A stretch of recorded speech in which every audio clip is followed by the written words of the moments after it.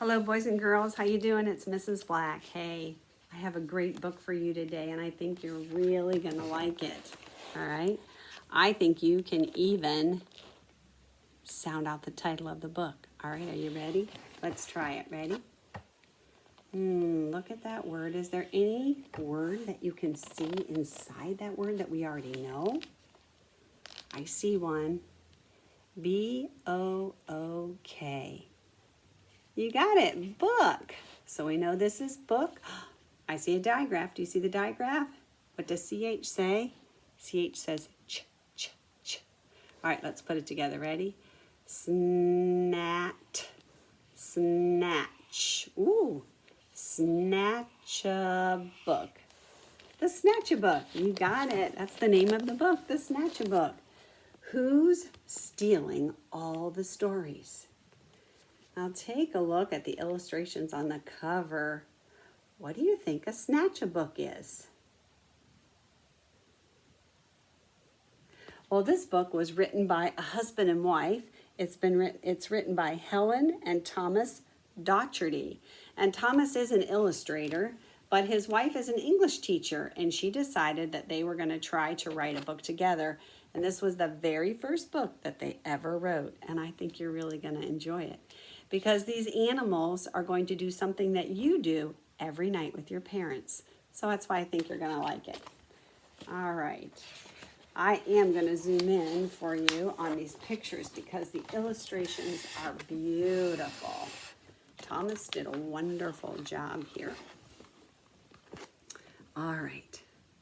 One dark, dark night in Burrow Down, a rabbit named Eliza Brown found a book and settled down.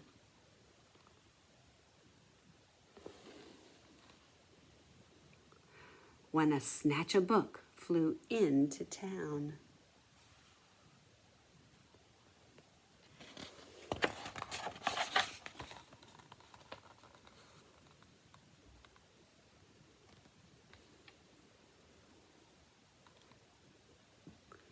In every house, in every bed, a bedtime book was being read.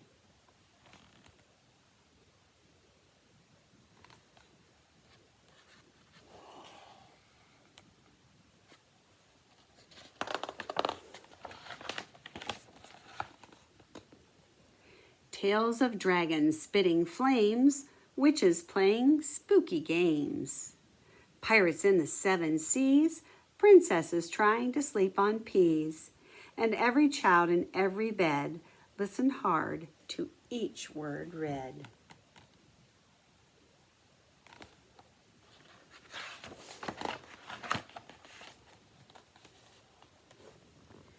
Eliza Brown at number 3 was reading quite contentedly.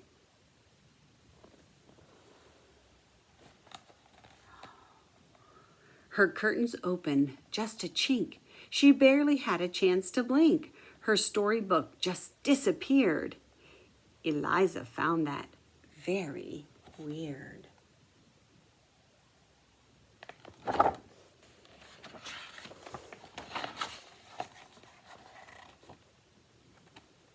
The little owls on Mommy's lap were quite surprised to hear a tap against their bedroom window glass. Tap, tap. The noise came really fast. Before they'd ever looked around, the book was gone without a sound.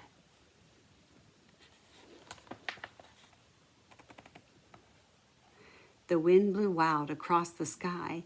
The smallest squirrel heard a cry. "What's that?" she whispered to her dad. But then, and this was really bad, before they'd had a chance to look, she'd lost her very favorite book.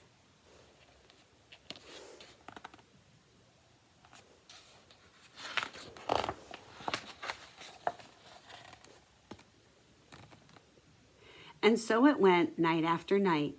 Books disappeared from left to right. 5 books here and 6 books there. The shelves began to look quite bare.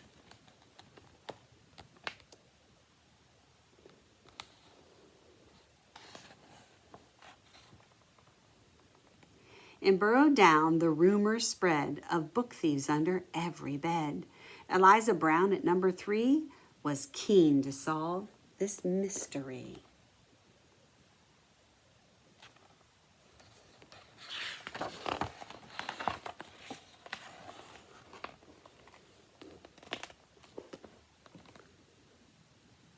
She planned one night to lie in wait and use a pile of books as bait. Long hours passed without a peep.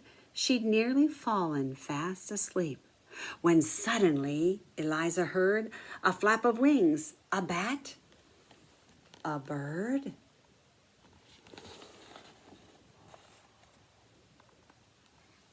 Eliza saw a shadow loom, enormous, right across her room. What kind of monster could it be? Eliza thought. You don't scare me. And yet her heart was beating fast. She'd have to face the thief at last.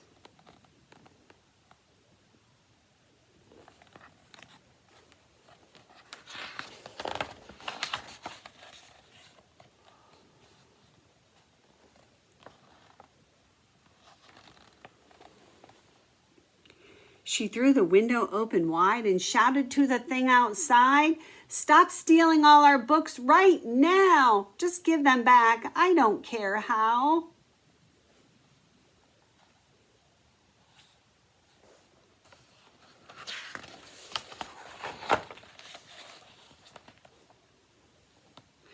"I'm sorry," came a little voice. "I really am. I have no choice." Eliza looked down in surprise. She couldn't quite believe her eyes. "So who are you? And what's your name?"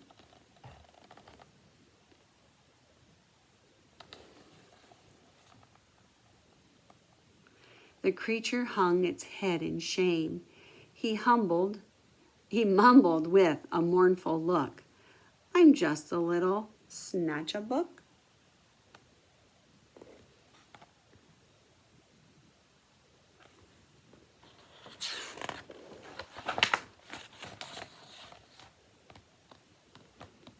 Elijah nodded solemnly.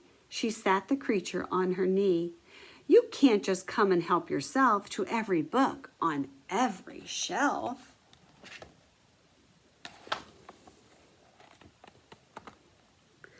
A tear rolled down the creature's eye, and softly he began to cry. "I know it's wrong, but can't you see? I've got no one to read to me." Eliza sighed. He looked so sad. If he just had a mom or dad to read him stories every night, well, then he might behave all right.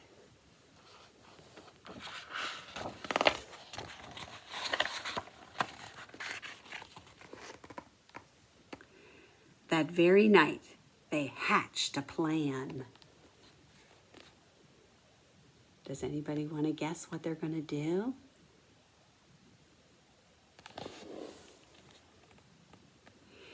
And so the Snatchabook began.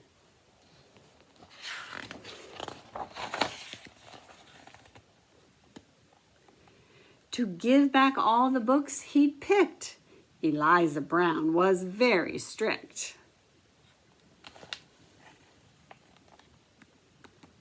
Then, trying hard to prove himself, he stacked them neatly on each shelf. He's returning all the books.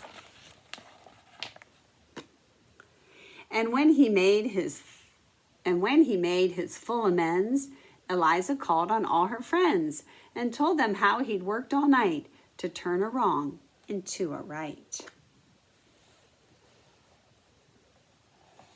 He's fixing the problem, isn't he, boys and girls?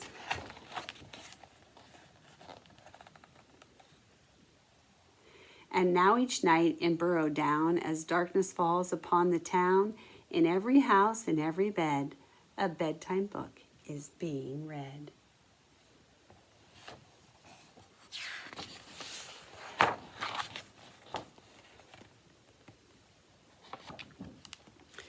And if you take a closer look, you might just see the Snatchabook perching happily on someone's bed, listening hard to each word read. Well, boys and girls, I really hope you enjoyed this story. I think it was one of my favorites. I really, really like this one. All right. So I'll be back later on to read you a book tomorrow. Bye-bye. Miss ya.